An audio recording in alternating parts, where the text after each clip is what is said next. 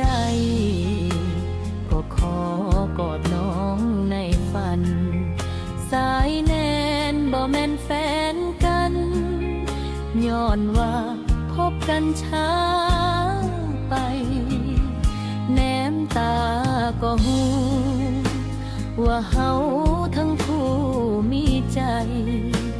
คิดฮอดเป็นห่วงเป็นใยถึงว่าบ่แม่นแฟนกันเป็นแฟนบ่ได้เป็นคนหูใจก็พอรู้ตนหัวใจเฮาน้อได้พอกันแต่ในฝัน